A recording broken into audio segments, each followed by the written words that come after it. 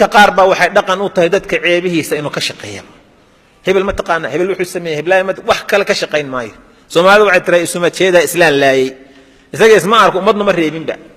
haddii isaga la waraysto ama laga waramana xaaladiisu khatar bay ahaan lahayd qofka qof muslim ceebihiisa dabagelaya ilaahay baa intuu adna taada dabagalo aqalkaaga gudihiisa kugu ceebanaya suuqa iyo banaanka intaan la gaarinba maxaa marka adiga dadkan muslimiinta ilaahay abuurtay horta dad iyo muslimiinta mid inaynu fahanno waa shay muhiim ah dadkan muslimka alla abuurtay ee arladan dusheeda jooga war waxaad isweydiisaa adigu maadan abuuran ilaahay baa abuurto ifka keenay mana arsaaqdid adigu ilaahay baa rizqiisa ay cunaan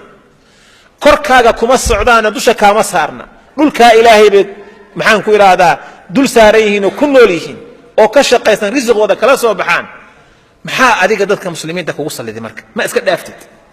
Soomaalidu wuxuu ku leeyahay aniga hebel qofka la yiraahdo jinkayga nacib ku leeyahay war jinkan baad dadku ugu diraya waa maxay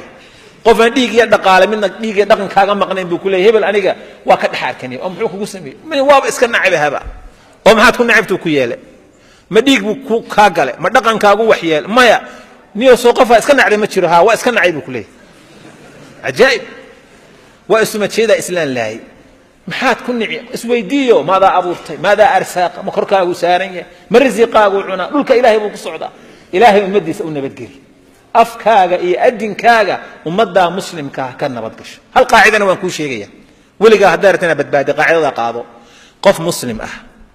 haddii aadan tala wanaagsan oo adduunkiisa uu ku meel mariyay aadan u sheegin tamaraad ku dhaanto oo dhaqaale ahna aadan siinaynin nabad afkaaga iyo adinkaaga ka nabad galo waxba tari maysid soo maaha af iyo maal wax ma ka taraysa maya nabadgelyo sii marka dhiigiisa iyo maalkiisa iyo sharaftiisa iyo dadkiisa iyo dunyadiisa u nabadgeli ha ka nabad galo arsaaqka marhaba adiga albaabkaaga soo garaaci maayo subax walba ka ilaahay buu garaacaya ilaahay baa siinaya wax subhanahu wa ta'ala dadka muslimku haday saa fahmi lahaayeen mudwa kala nabadgeli lahayd laakiin Soomaali baan nahayo inaga kabaheen cunayna iscalaashanayna waxaan hore u marlayna waxaas weey